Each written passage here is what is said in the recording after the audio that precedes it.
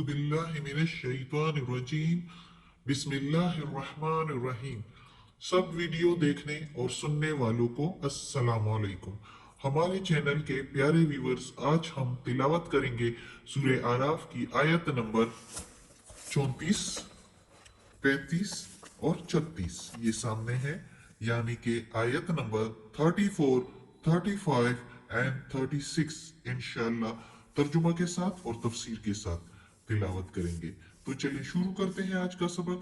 लेकिन शुरू करने से पहले चैनल को सब्सक्राइब करें और बेल नोटिफिकेशन को ऑन करें ताकि अगली वीडियो आसानी से आपको मिलती रहे, और हो सके तो शेयर भी करें ताकि ज्यादा से ज्यादा लोग देखें, आपको भी सवाब मिले और मुझे भी। तो चलिए आप शुरू करते हैं आज का सबक।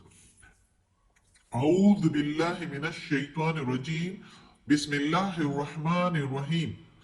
वलिकुल्लि, वा के मीनिंग और ली के मीनिंग के लिए, कुल्ली के मीनिंग हर एक, और हर एक उम्मतिन, उम्मत यानी फिरका या कौम, और हर एक उम्मत के लिए या फिरके के लिए या कौम के लिए अजल, अजल एक अजल है, एक वादा है, एक वक्त मुकर्ररा है।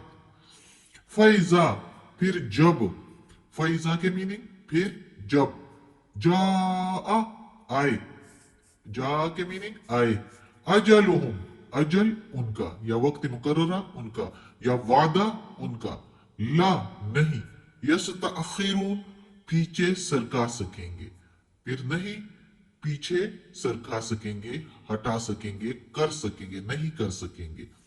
साअतन, एक घड़ी को या एक लम्हा को, साअतु वला यस्तक़दिमून, एक घड़ी को और ना ही आगे सरका सकेंगे, यानी ना ही आगे कर सकेंगे।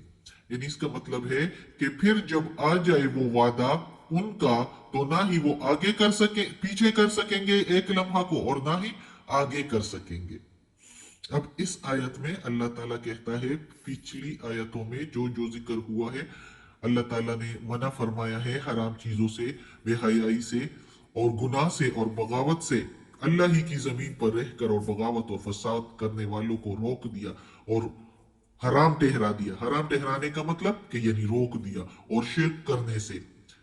तो अल्लाह ताला कहता है कि अगर फरमाबरदारी करेंगे तो ठीक है, फिर तो वो उनके लिए दुनिया और आखिरत दोनों बेहतर है।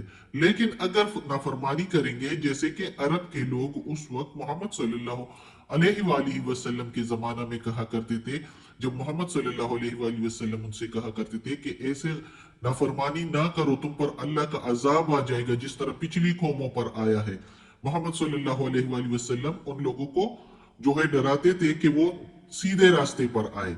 अल्लाह की तरफ से उनको हुक्म था, और वो मोहम्मद सल्लल्लाहु अलैहि वसल्लम अल्लाह की हुक्म की पैरवी करके अपनी कौम को, अरब वालों को खबरदार किया करते थे और कहा करते थे कि अल्लाह के अजाब से डरो, कि अगर अल्लाह का अजाब आया तो फिर तुम लोग कुछ नहीं कर पाओगे, और फिर दोनों जहां तुम लोगों की खराब हो जाएगी। इधर भी अजाब से दो चार होना पड़ेगा, और मर के भी आखिरत में भी दोजख में डाले जाओगे। तो वो लोग क्या कहते थे, वो कहते थे आ जाए ना, अगर तुम सच्चे हो तो आ जाए वो अजाब हम पर। तो अल्लाह ताला कहता है इस आयत में कि अल्लाह का वादा जो है, वादा तो आना है, वादा जो मुकर्रर हो चुका है, यानी मोहम्मद सल्लल्लाहु अलैहि वसल्लम उनको कयामत के दिन से भी डराया करते थे। तो इसका मतलब कयामत का दिन भी हो सकता है, अजाब भी हो सकता है, और मौत भी हो सकती है। अजल, वक्त मुकर्ररा, इनमें से कुछ भी हो सकता है। तो वो लोग जब इस तरह कहते थे कि आ जाए, तो अल्लाह ताला कहता है कि वक्त मुकर्ररा जो है हर एक उम्मत के लिए है, और जब फिर वो वादा आ जाएगा, वो वक्त मुकर्ररा आ जाएगा, तो एक घड़ी को आगे पीछे नहीं सिरका सकेगा उनको कोई भी, कितना ही आलिम और फाजिल हो, कितना ही बड़ा साइंसदान ही क्यों ना हो, कितना ही जो है दरवेश और मुत्तकी क्यों ना हो, लेकिन उसको एक घड़ी के लिए आगे पीछे नहीं सरका सकेंगे। जो अल्लाह का वादा होकर आएगा तो वो आकर ही रहेगा, चाहे वो अजाब की सूरत में पूरी कौम पर है, या अगर वो मौत की सूरत में किसी एक फर्द पर है, तो वो आके ही रहेगा और उसको फिर कोई नहीं सरका सकेंगे। अगर وہ بندہ پرہیزگار ہوگا تو اس وعدہ سے اس کو کوئی تکلیف نہیں ہوگی. اس پر اگر موت آ بھی جائے تو اس کے لیے آگے جنت کے دروازے کھل جائیں گے اور اس کو وہ میراث مل جائے گا جو بابا آدم علیہ السلام کو اللہ تعالیٰ نے دیا تھا جنت کی صورت میں. اور وہ جنتی لباس اور وہ جنتی کھانے مل جائیں گے، طعام، سارا کچھ.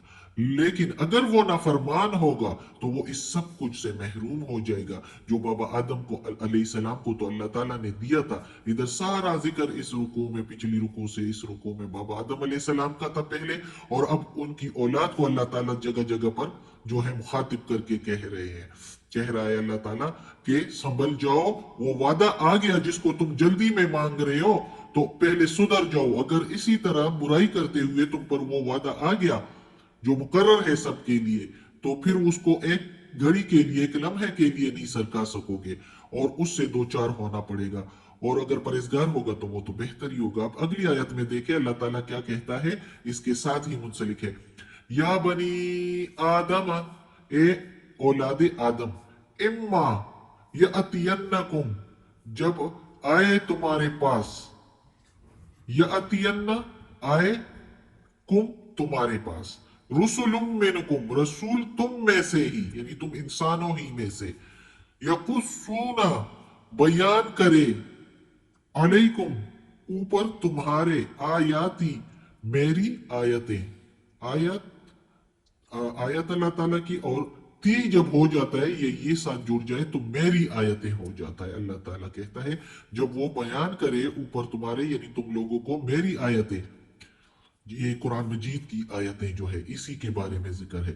فَمَنِ اتَّقَى، پھر جو کوئی ڈرے، اتقا ڈرے یا پرہیزگاری کرے، متقی ہو جائے، وَأَصْلَحَ، اور نیک عمل کرے، فلا، پس نہیں، خوف، خوف، علیہم، اوپر ان کے، ولا، اور نہ ہی، ہم وہ، یحزنون، غمگین ہوں گے، رسوا ہوں گے. نہ ہی وہ غمگین ہوں گے اور یا نہ ہی وہ رسوا ہوں گے.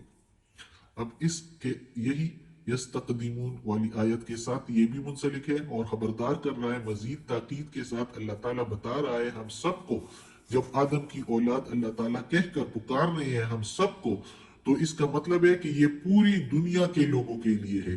جو کوئی اس کو پڑھے تو یہ اسی کے لیے ہے کہ اللہ تعالیٰ کہتا ہے اے آدم کی اولاد، جب تم میں سے میرے رسول آئے تم ہی میں سے، یعنی ظاہر ہے اللہ تعالیٰ انسانوں میں سے ہی رسول بھیجتا ہے، ہمیشہ کے لیے انسان ہی کو رسول بنا کر بھیجا ہے.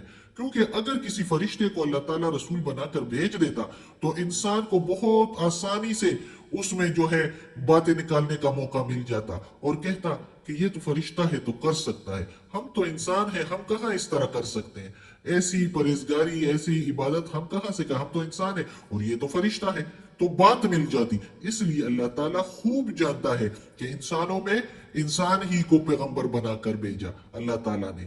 اور پھر اللہ تعالیٰ کہتا ہے کہ اس انسان نے، یعنی اس رسولوں نے جو اللہ کے رسول ہے، ظاہر ہے اللہ کے بھیجے ہوئے ہوتے ہیں اور اللہ کا پیغام سنانے کے لیے لوگوں کو بھیجتا ہے. اللہ تعالیٰ کی آیتیں جو ہے وہ لوگوں کو سناتے ہیں، بیان کرتے ہیں. تو اللہ تعالیٰ کہتا ہے کہ جب میرے بھیجے ہوئے رسول تم لوگوں کو میری آیتیں سنائے، تو اللہ تعالیٰ کی آیتوں میں کیا ہوتا ہے؟ اللہ کا ذکر ہوتا ہے، اللہ کی جنت کا ذکر ہوتا ہے، دوزخ کا ذکر ہوتا ہے. دوزخ کا ذکر سن کے وہ ڈر جائے اور اللہ کے راستے کو اختیار کرے، اللہ کے احکامات کے مطابق زندگی گزارے اور نیک اور صالح عمل کرے. تو اللہ تعالیٰ کہتا ہے کہ وہ متقی لوگ جو ہے وہ اس وعدے کے پہنچنے پر ان کو کچھ بھی نہیں ہوگا، نہ ان کو کوئی خوف ہوگا اور نہ ہی وہ غمگین ہوں گے. ادھر اگر ان پر وقت مقررہ آ بھی جائے تو وہ جو ہے نہ تو غمگین ہوں گے، نہ ان پر کوئی خوف ہوگا. وہ ادھر بھی اگلے جہان میں بھی مزے میں ہوں گے اور ادھر بھی لوگوں کے یہ جو دنیاوی مال اور دولت کو جمع کرنے کے لیے ہرس اور لالچ کے لیے بے سکونی پڑی رہتی ہے، اس سے بھی وہ بے غم ہو جاتا ہے اور آخرت میں بھی بہترین. اگلی آیت میں اللہ تعالیٰ کہتا ہے وَالَّذِينَ كَذَّبُوا بِآيَاتِنَا، اور جو لوگ جھٹلاتے ہیں میری آیتوں کو، بِآيَاتِنَا، میری آیتوں کو، نا کے میننگ ہمارا، میری آیتوں کو، وَاسْتَكْبَرُوا، اور تکبر کیا، غرور کیا، عَنْهَا، اس سے، یعنی میری ان آیتوں سے، اُولَئِكَ، وہی تو لوگ ہیں، اصحاب النار آگ کے رہنے والے، اصحاب رہنے والے، النار یا آگ، نار کے میننگ آگ، اصحاب رہنے والے یا ساتھ رہنے والے یعنی آگ کے رہنے والے، فیہا اس میں، خالدون ہمیشہ کے لیے رہیں گے۔ اب اس آیت میں اللہ تعالیٰ نے کہا ہے کہ وہ لوگ جو نافرمان ہیں اور اللہ ہی کی زمین پر رہ کر اللہ کی دی ہوئی چیزوں کو اور اللہ کی دی ہوئی نعمتوں کو لے کر اور اس پر مغروری کریں کہ یہ تو ہمارا ہی کمال ہے، یہ جو ہمیں جو کچھ ملا ہے یہ ہمیں اپنے محنت کے بلبوتے پر ملا ہے، یہ یعنی نعوذ باللہ اس طرح کی باتیں کرتے ہیں اور بڑے اترا رہے ہوتے ہیں دنیا کی مال و دولت اور رونق پر اور جو خوبصورتی دی ہوتی ہے اس پر، جیسے کہ یہ ان کا اپنا بنایا ہوا چہرہ ہو، اپنا بنایا ہوا جو ہے شخصیت ہو، یہ تو اللہ تعالیٰ نے دی ہوتی ہے۔ جو شخصیت ہوتی ہے، جو خوبصورتی ہوتی ہے، جو مال و دولت ہے، جو کچھ بھی ہے یہ اللہ کا ہے۔ اس میں سے کسی چیز پر تکبر انسان کے لیے نہیں ہے، غرور انسان کے لیے نہیں ہے، یہ اللہ ہی کے لیے ہے کہ اللہ نے اتنا پیارا چہرہ بنایا ہے، اللہ ہی نے یہ مال اور دولت دیا ہے، یہ سارا کچھ تعریف اللہ ہی کے لیے ہے۔ اللہ ہی کی تعریف کرنی چاہیے اور اللہ کا شکر ادا کرنا چاہیے کہ ہمیں یہ چیزیں عطا فرمائی ہے، اللہ نے ان چیزوں سے ہمیں نوازا ہے۔ اگر اس طرح شکر ادا کریں گے تو پھر تو وہ صالح لوگوں میں شامل ہو جاتے ہیں۔ لیکن جب تکبر کی بات آ جاتی ہے، خود ہی تکبر پر آتے ہیں، اللہ کی آیتوں سے ایک قسم کا تکبر ہو جاتا ہے، اللہ کی آیتوں کو جھٹلانا ہو جاتا ہے، جب بندہ خود تکبر غرور میں آ جاتا ہے اور اللہ کی دی ہوئی چیزوں پر خود اترا رہا ہوتا ہے اور اللہ کی دی ہوئی زمین پر جو ہے بغاوت پر اترتا ہے، تو یہ کیا ہو جاتا ہے؟ اللہ کی نعمتوں سے غرور کرنا، اللہ کی نعمتوں کو جو ہے جھٹلانا۔ تو وہی لوگ کون سے ہوتے ہیں؟ وہ آگ میں، اور وہ پھر ایک گھڑی کے لیے، ایک لمحے کے لیے اس وعدے کو سرکھا نہ سکیں گے، آگے نہ کر سکیں گے اور نہ ہی پیچھے، اور وہ پھر آگ میں اگلے جہان میں جا کے دوزخ میں ڈالے جائیں گے اور ہمیشہ کے لیے دوزخ میں رہیں گے اور اس میراث سے محروم ہو جائیں گے جو بابا آدم علیہ السلام کی طرف سے ان کو ملنا تھا، جنت کا لباس، جنت اور جنت کے کھانے، ان سب چیزوں سے محروم ہو جائے گا۔ استغفر اللہ، اللہ ہمیں معاف کرے اور اللہ ہمیں توفیق دے کہ اس قرآن مجید کا ترجمہ مکمل کرے اور اس پر عمل کرنے کی توفیق دے۔ یا پروردگار، یا رب العالمین، یا مالک یوم الدین، یا اللہ کل شیء قدیر، یا اللہ ہمیں اپنے نیک اور صالح لوگوں میں شامل کر دے، ہمیں دوزخ کے عذاب سے بچا یا اللہ۔ اور یا اللہ، یا پروردگار، یا رب العالمین، یہ قرآن مجید کی تلاوت کی ہے، اس تلاوت میں زیر زبر پیش میں، تلفظ میں، ترجمہ تفسیر میں کوئی غلطی ہوئی ہو تو یا پروردگار معاف کرنا، یا اللہ تو معاف کرنے والا، بخشش کرنے والا ہے۔ یا اللہ ہمیں عافیت والے معاملات دے، ہماری بیماریاں، تکالیف، پریشانیاں اور برائیاں ہم سے دور کر دے، آمین۔